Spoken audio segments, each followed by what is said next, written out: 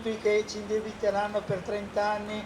Ogni anno più di 2000 persone vanno via da Venezia e Mestre, soprattutto perché non trovano più appartamenti ad un affitto che non sia turistico. Perché il comune non restaura e assegna le centinaia di case pubbliche che sono vuote? Si apre così la lettera aperta al sindaco Brugnaro, sottoscritta da decine di associazioni del territorio, letta davanti a Cafarsetti, mentre il Consiglio Comunale discute il via libera a un nuovo stadio e un nuovo palazzetto dello sport a Tessera, un progetto da circa 300 milioni di euro di soldi pubblici, coperto con l'avanzo di bilancio del comune e i fondi del PNRR.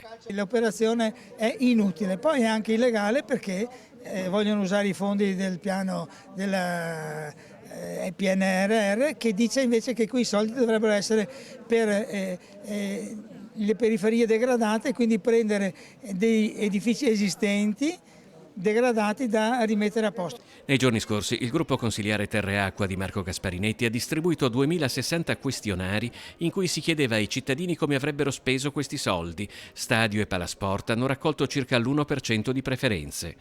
Davanti a Cafarsetti si protesta, ma i consigli comunali a Venezia sono ancora via internet e dentro la sala consiliare c'è solo un consigliere d'opposizione, Giovanni Andrea Martini, di Tutta la città insieme. Questi soldi, questi 300 milioni potevano essere spesi per risistemare tutto il patrimonio pubblico della città e poi i trasporti. Cioè il problema grossissimo dei trasporti l'abbiamo visto in questi giorni pasquali, insomma è evidente che anche questo, con questi soldi, si sarebbe potuto risolvere. A seguire il consiglio dai propri uffici a Cafarsetti ci sono anche il vice sindaco con delega allo sport Andrea Tomaello, il gruppo del Partito Democratico e Sara Visman del Movimento 5 Stelle.